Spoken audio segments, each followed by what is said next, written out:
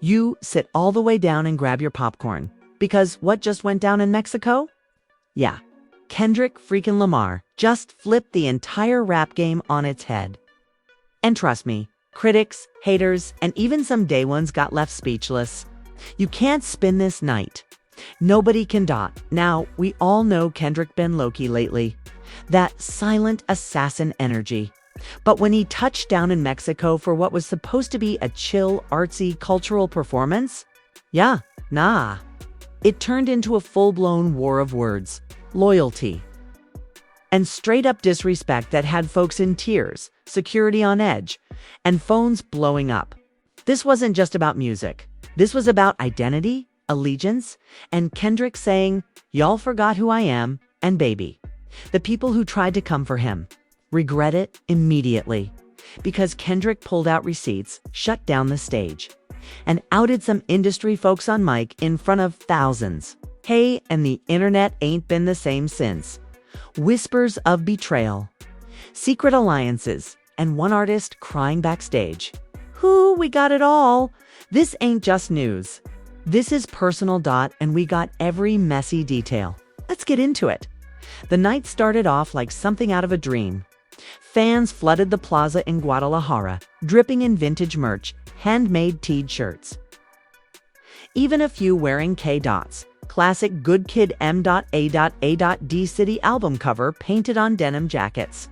This was supposed to be a private, think Beatle-knee pop-up performance, a tribute to the roots of Black and brown unity in music and culture. But from the moment Kendrick touched the stage, something felt off. There was tension in the air. Cameras were everywhere. Influencers and verified bloggers lined the front row like they already knew something was about to go down. Backstage, whispers flew fast. Something about a leaked set list, missing security clearance, and one Mexican artist who was not supposed to be in the building, Kendrick, came out in silence. No hype man, no lights, no flashy intro. Just him in a simple black hoodie, braided hair tied back, staring down the crowd. The beat dropped an unreleased version of Element, but with new bars. And that's when all hell broke loose. You ain't from my cloth. You ain't of my skin. Talkin' culture vulture when your heart ain't been in. Fans were stunned. He was talking directly to someone, and the crowd felt it. It wasn't subtle. It wasn't coded. This was a call-out, live and raw. And before people could even catch their breath, he stopped the music and stepped forward. I came here to show love. But I ain't gone. Let nobody twist the narrative. The crowd erupted. Cell phones flew up. The energy shifted from hype to full-on chaos. And then, seemingly out of nowhere, the camera panned to the left side of the stage, and there he was. Mexican rapper El Rayo. Known for controversial takes on American hip-hop and accused by fans of mocking Black artists while using their sound. He was in the building, smirking, arms crossed, flanked by two bodyguards, and suddenly, everything made sense. Earlier that week, El Rayo had gone on a podcast and said, "Kendrick ain't as deep as y'all think. We got artists here doing the same thing. But y'all only care when it's a Black dude from Compton." Those words hit the internet hard, especially because El Rayo had recently collaborated with a big US producer who used to be close to Kendrick's team. But nobody thought Kendrick would respond. Until now. On stage, Kendrick locked eyes with him and said into the mic, "If you can't respect the tree, don't eat the fruit." The crowd gasped. It was a mix of metaphor and menace, and it had everybody in the venue holding their breath. Security started to move toward the front, anticipating something more. And then, another twist, a female voice shouted from side stage, "He wasn't supposed to be here." Turns out, that voice belonged to Kendrick's creative director, Mina Lopez, who was visibly shaken and arguing with event staff. Sources later revealed that El Rayo had pulled strings through a sponsor to gain access backstage. He wasn't invited. He forced his way into the night. The performance paused, lights dimmed, and backstage, things were unraveling fast. Multiple TEED affiliates were seen arguing. Fans who were live streaming caught audio of Kendrick saying, "This ain't even about rap no more. This about respect." Word traveled like wildfire. Social media blew up. Hashtag Kendrick's Rayo was trending within minutes. And while all that was happening, rumors swirled that El Rayo wasn't just there to start drama. He came with a verse. You heard right? Apparently, he recorded a diss track that he planned to premiere live that night uninvited, unauthorized, and completely out of pocket. As tensions mounted, Kendrick went back on stage and said, "We've gone continue this show for the ones who came with love in they heart." He launched into All Right, and the crowd sang every single word, louder than ever, as if pushing the negativity out the venue with pure energy. But in the shadows, El Rayo wasn't done. Just as Kendrick ended the song, Rayo jumped onto a side riser, mic in hand, and started rapping over the transition music. His verse: "You actin' woke, but sleep on us. Build your fame, then leave on us. Use our culture.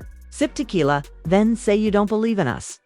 The crowd went into a frenzy, half cheering, half booing, security moving fast, and Kendrick just stood there, still calm, watching. And then he smiled. He grabbed the mic again and said, "You got one moment. Make it count." The challenge was clear. He gave Rayo the stage, literally handed him the spotlight for 30 seconds. But when Rayo kept rapping, stumbling over his words, trying too hard to be deep, the crowd started to turn. Fans began chanting, "Kendrick, Kendrick," drowning out the bars. Some even threw water bottles toward Rayo's direction. Mina Lopez reappeared and signaled the engineers to cut the mic. And they did. Rayo stood there holding a dead mic, face blank. Pride shattered. Kendrick took the mic again, looked straight at him, and said, "That's what happens when you come uninvited to a dinner you ain't ready to eat at." And just like that, security escorted Rayo out. The cameras followed. Fans cheered. But behind the scenes, the drama was just beginning. Backstage, members of Kendrick's team were seen in heated discussion with the event organizers. Apparently, there were sponsorship dollars on the line. And Rayo's unexpected appearance threatened to derail a larger brand partnership, involving a docuseries on Black and Brown solidarity in hip-hop. Multiple influencers involved in the project were caught on live arguing. One yelling, "This was supposed to unite us. Now it's a mess." But wait. It gets wilder. A leaked voice note started circulating on Telegram and private group chats, allegedly featuring Rayo's manager saying, "We knew he'd react. We planned it. Now he look emotional. That's how we win." Emotions ran high. Fans were now questioning, was this all a setup? Did Rayo intentionally bait Kendrick to get clout? Meanwhile, Kendrick was seen leaving the stage quietly. No after party. No photos. No interviews. Just silence. Just silence. And for Kendrick, silence always speaks volumes. But while he dipped from the venue, the internet was doing its thing. Fans were pulling receipts, digging up old interviews where Rayo had low-key thrown shade at other Black artists too. One where he even said, "They don't know how to share the space. They just want to dominate." People were not having it. Instagram comments lit up. Celebrities chimed in. Yassine Bey tweeted, "You don't throw rocks at giants unless you're ready to be stepped on." Even Solange liked a shady post that read, "Culture isn't cosplay." And then, the biggest shock of the night dropped.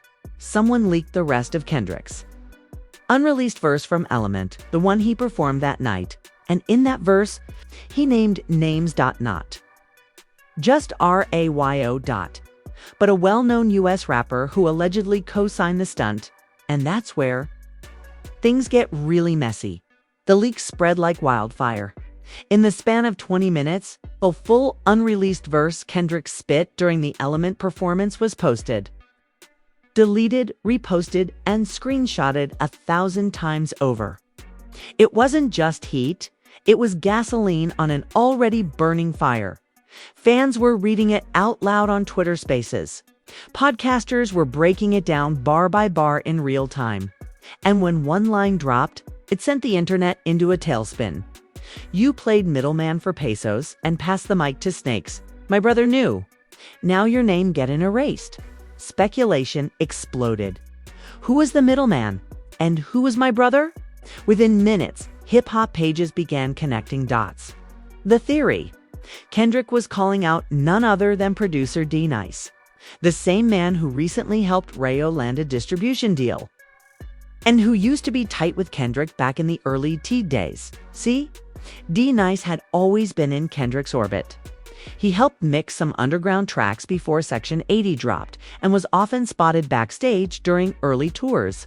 But somewhere along the way, their paths split. Sources say D-Nice felt overlooked when Kendrick got major deals and left him behind.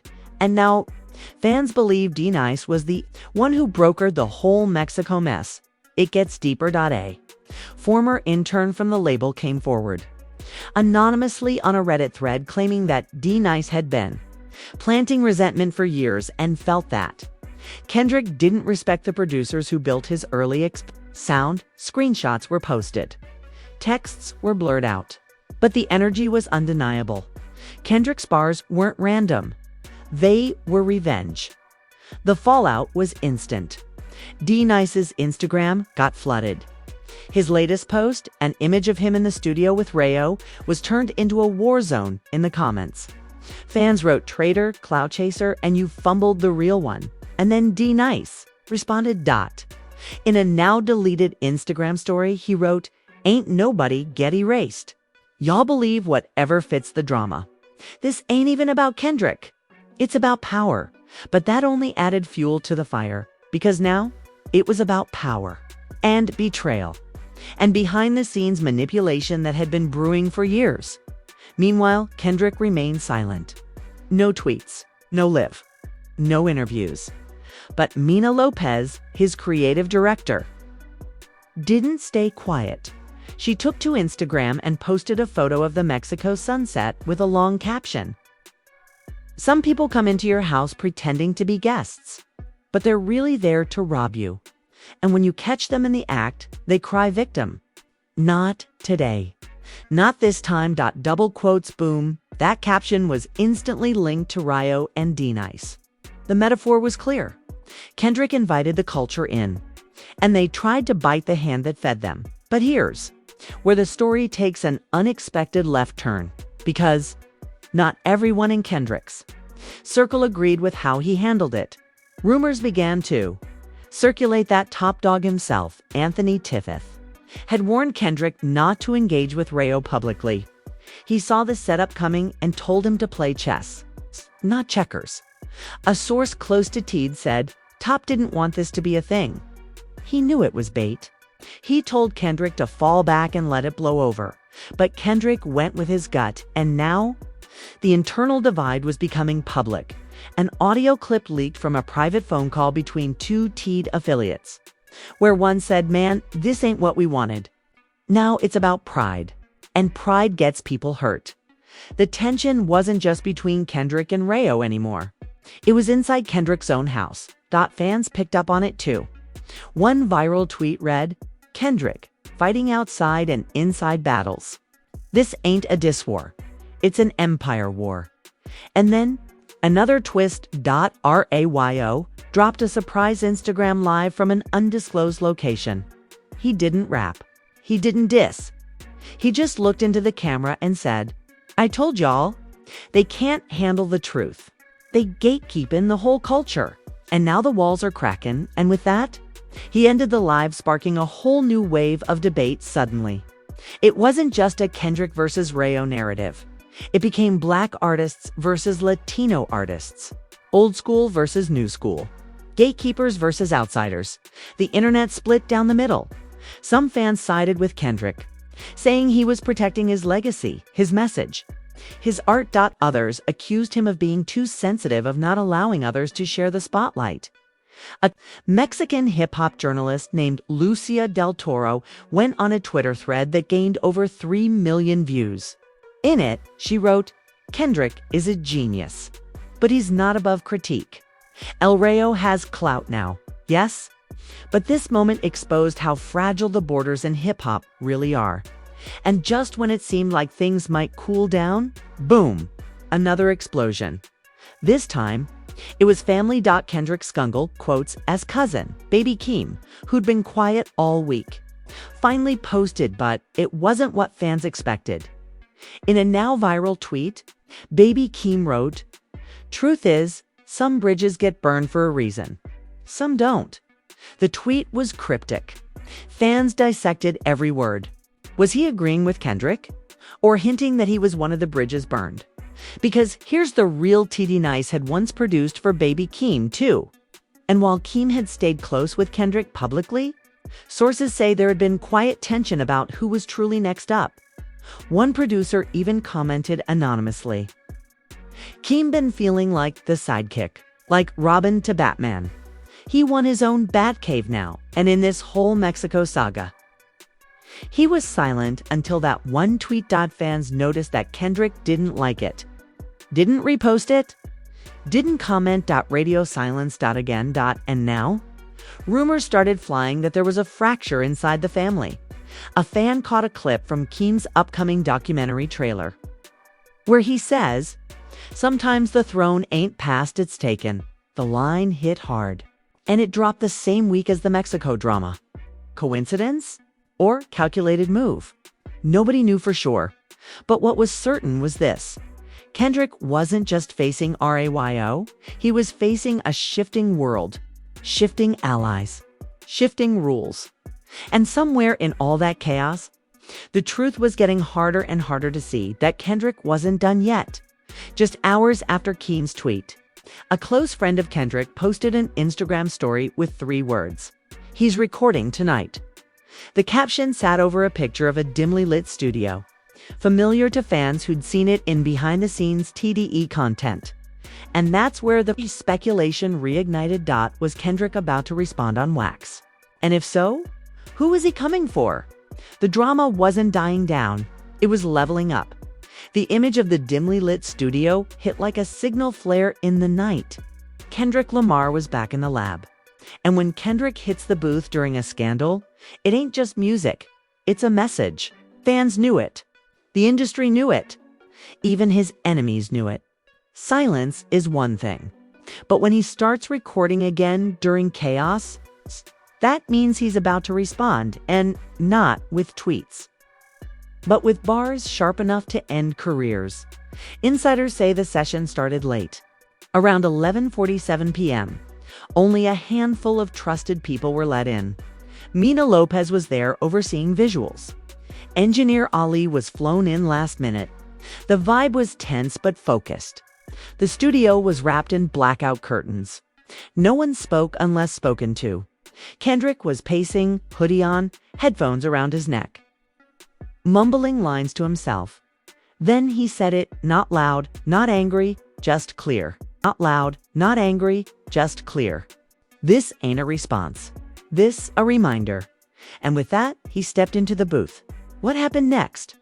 Pure silence from the team outside. The beat started low, eerie, no drums at first, just synths that sounded like anxiety in audio form. And then Kendrick's voice cut through. "I gave you the mic. You choked. I gave you the time. You joked. Now you want smoke. I float above all that petty." Quote. Inside sources say he didn't name names this time. Not directly, but the wordplay, the timing, the references, it was all there. From Ryo's Tequila Bardies to D Nice's power comment, to even Baby Keem's bridge tweet, Kendrick weaved it all in. One chilling bar had the studio dead quiet. Blood don't always mean bond. Sometimes it's the knife. The weight of it hit everyone. Was he talking about Keem? Was this bigger than a diss? Was this a family fracture? Nobody dared ask. Mina reportedly had tears in her eyes during playback. Not because the song was sad, but because it was surgical. Kendrick wasn't shouting. He wasn't ranting. He was teaching, and it felt more like a thesis than a track.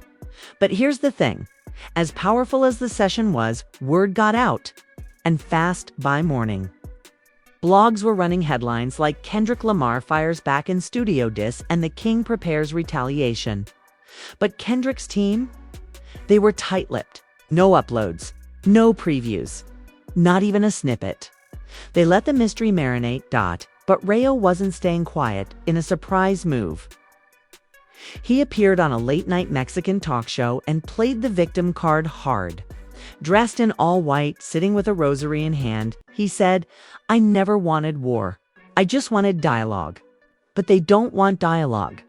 They want domination. He claimed that Kendrick had bullied him off stage, and that the industry was trying to cancel voices who challenged the narrative. The crowd in the studio clapped. But online, people weren't buying it. Fans were calling him out for weaponizing the situation, twisting events, and making himself the underdog when he literally crashed an event he wasn't invited to. And then the unexpected happened. A letter signed by several Latino rappers, producers, and cultural figures, including legends like Snowthaw Product. The open letter called for unity over division and urged Kendrick and Rayo to meet face-to-face to talk. At first glance, it looked like a peace offering, but Kendrick's name was never mentioned with respect, only as someone who should acknowledge the pain his words caused. Fans were furious. Tweets like, "So y'all gone, ignore the disrespect Rayo started with. And this ain't unity." This manipulation flooded the age timeline. Even Snowthaw Product had to step forward and clarify that she didn't co-sign the final version of the letter. In a live, she said, "I stand for unity. Yes, but not one-sided unity. Don't twist my name into your agenda." And then, another leak. This time from the studio session itself, a 30-second snippet of Kendrick's verse appeared on a fan account. And what he said in that snippet: "Unity ain't built on lies. Peace ain't peace. If truth dies, I'm down to build. Not bow, speak with facts, or shut your mouth." The line blew up instantly. Fans called it the bar of the year. Some said it was better than any verse dropped in the last 12 months. Even other rappers started reacting. Jid reposted it with a fire emoji. Rhapsody tweeted grown man bars. And Black Thought said in an interview, "That man speaking from the roots of this culture." But there was one person who didn't react publicly, Baby Keem. And that silence was louder than any tweet. Word started circulating that Kendrick and Keem hadn't spoken in days. Not even during the studio session. They weren't on bad terms officially, but something had shifted. Source close to both camps said, Keem feels caught in the middle. Like he gotta choose between loyalty and legacy. He loves Kendrick, no doubt, but he wants to be seen as his own man. Then came the festival announcement. Flyers started circulating for a new Pan-Latin hip-hop festival headlined by El Rayo, with D-Nice listed as executive producer. Fans were like, "Oh, okay. So now we see the real play." This wasn't about unity. This was about leverage and money and getting a piece of the global stage Kendrick helped build. But what people didn't expect was who else was on the flyer. Baby Keem. In small letters. But definitely there. And that's when the internet exploded again. People were scrambling for confirmation. Was it a mistake? Was Keem actually performing? Or had he been added without permission? Mina Lopez posted a cryptic story. "When they use your blood to sell a lie, it stains everything." And fans took that as confirmation Keem had signed on, or at least allowed himself to be used as a bridge. Theories flew. Some said Keem was trying to play mediator. Others said he was going rogue. A few believed he didn't even know his name was being used. But no matter what the truth was, the tension hit new heights. One insider from the festival team leaked a message claiming Keem agreed, but told us not to make it public yet. Now, it's messy. We're trying to clean it up. Clean it up. The damage was done. Fans were now divided. Stan accounts started choosing sides. Hashtag Team Kendrick and hashtag Team Keem trended for hours. TDE unfollowed one of Keem's producers. Keem posted a photo with no caption, just him standing on a rooftop alone, overlooking the city. Meanwhile, Kendrick, he posted nothing. But according to insiders, he was still in the studio, still recording, still plotting, and what he was preparing next wasn't just a song, it was a statement. 3 days after the festival flyer leak, things reached a boiling point. Baby Keem's name was still on the bill, and while no official statement had been made from him or Kendrick, the streets, both digital and real, were rumbling. Fans weren't just speculating anymore. They were choosing sides. You had people outside record stores with signs that said Keem sold out, and others saying Kendrick gatekeeps the culture. It was loud, divided, emotional, and nobody really knew what was true. And then it happened. A surprise interview. Kendrick appeared in a pre-recorded sit-down with an old friend from Compton, now turned journalist, hosted exclusively on a private streaming platform. The setup was minimal: 2 chairs, no crowd, no fancy production. Just raw honesty. The interviewer asked the one question everyone was avoiding. Do you feel betrayed by Keem? Kendrick paused, rubbed his hands together, and then said something that sent the internet into another spiral. I feel like sometimes family forgets where the table came from. They get comfortable eating, but they ain't helped build it. That one sentence was all it took. Blogs took it, flipped it, posted side-by-side clips of Keem with Kendrick from back in the day. Fans wrote think pieces. Old tweets resurfaced, even one where Keem once said, "I learned everything I know from K. And now, the mentor was questioning the student's loyalty. But it didn't stop there. Kendrick went deeper. He said, "I gave people opportunities. Not because they earned them, but because I believed in them. But when belief turns to entitlement, that's when you gotta pull the plug." At this point, the interviewer tried to pivot the conversation back to the Rayo situation, but Kendrick waved it off. His energy shifted. He leaned forward and said, "See, this whole thing? It was never about that boy. It was about the people behind him, the ones who used him, who wanted to poke the bear and see what happens. They answered, double quotes, boom, direct hit." But while Kendrick was dropping truth bombs, something else was happening on the other side of town. Keaton had arrived at the Latin hip-hop festival, but not to perform. Eyewitnesses say he showed up in a hoodie, face half covered, flanked by 2 close friends. He didn't take the stage. He didn't greet fans. He walked LRAYO. This time, there were no mics, no crowd. Just a confrontation caught on someone's phone from a distance. You couldn't hear the words clearly, but the body language said it all. Keem was heated. Rayo looked defensive.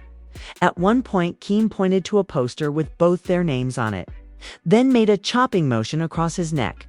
Fans interpreted that as "take me off the bill." A few minutes later, Keem left the grounds. And 20 minutes after that, the festival's official page quietly removed his name from the lineup. No announcement, no explanation, just gone. But it was too late. The damage was already done. Kendrick's fans were still processing his interview. Rayo supporters were spinning the narrative, and Keem, caught in the crossfire. And then, right when the dust almost started to settle, Kendrick made the boldest move of all.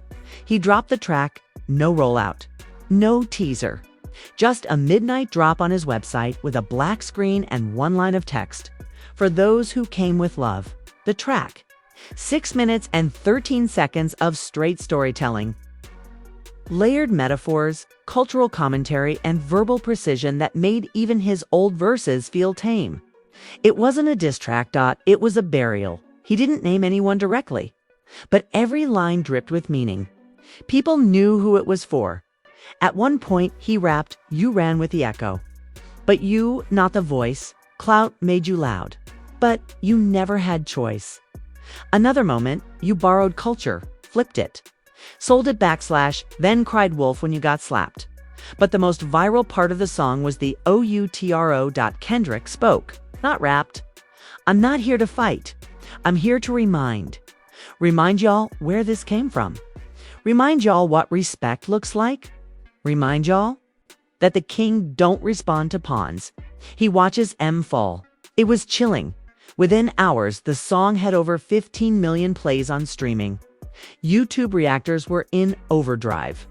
Even artists like J. Cole and Nas were caught liking tweets that praised the track.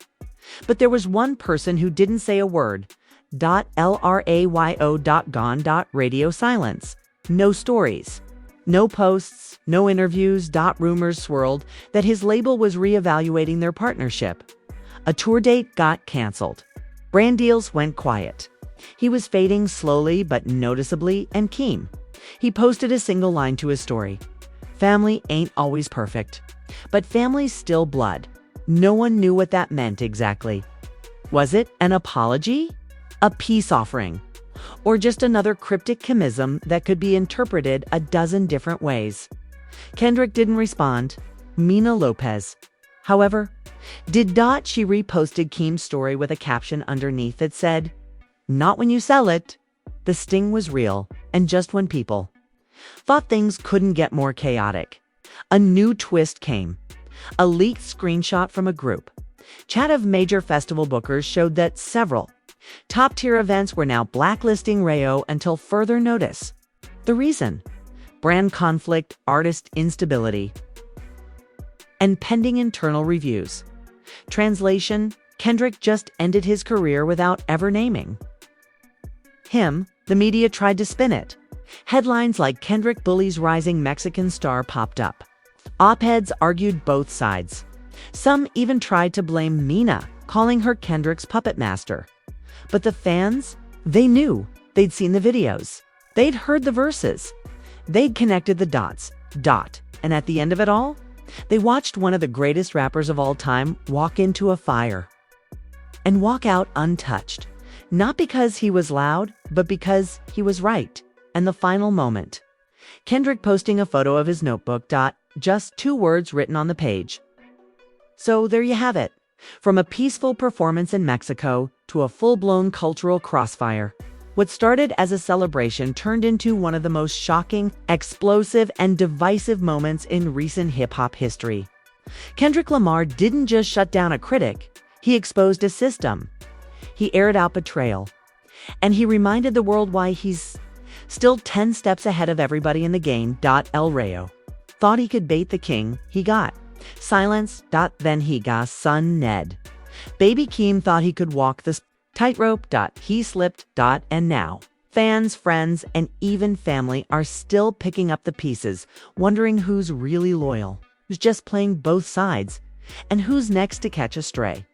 But what we want to know is, what do you think? Was Kendrick right to air it all out?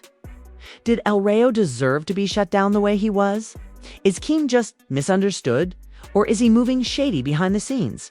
Drop your thoughts in the comments right now. Don't hold back. Like this video if you ride with truth over clout. Smash that subscribe button if you're here for the real, the raw, and the messy. And hit that bell because you already know this ain't over. New music could drop at any moment. And with Kendrick, silence don't mean peace. It means the storm is coming. This has been another exclusive. Stay tapped in, stay sharp, and remember, every king's test reveals who's really royal and who just wears the crown for clout. See y'all in the next one.